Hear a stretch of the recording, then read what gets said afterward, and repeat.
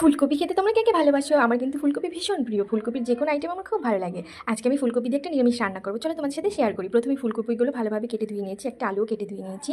এরপর একটু জলে নুন দিয়ে ফুলকপিগুলো ভালোভাবে ভাপিয়ে নেবো, কারণ বাজার থেকে আনা হয় অনেক রকম পোকামাকড় থাকে, একটু ভাপিয়ে নিলে ভালো লাগবে খেতে।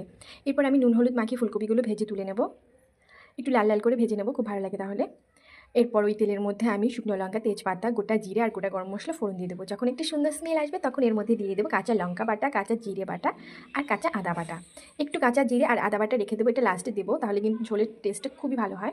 এরপর স্বাদ মতো নুন হলুদ দিয়ে তার মধ্যে ভেজে রাখা আলু আর ফুলকপি দিয়ে খুব ভালোভাবে কষিয়ে নেবো, যেন কোনো মশলা থেকে কাঁচা একটা গন্ধ না আসে। এরপর দিয়ে দেবো একটু চিনি, নিরামিষ রান্না একটু চিনি দিলে রান্নার টেস্টটা খুবই ভালো হয়। তারপর খুব ভালোভাবে কষিয়ে এর মধ্যে একটু জল দিয়ে দেবো সেদ্ধ হওয়ার জন্য। যখন আলুগুলো সেদ্ধ হয়ে যাবে তখন এর মধ্যে একটু আটাগুলি দিয়ে দিতে হবে, তাহলে আঠালো ভাব হবে। এরপর আমি কাঁচা জিরা আর আদা বাটাটা রেখে দিয়েছিলাম, ওটাও দিয়ে দেবো ঝোলে। তারপর একটু ফুটে গেলে এর মধ্যে গরম মশলা বাটা দিয়ে নামিয়ে নেবো। এভাবে রান্না করে দেখো।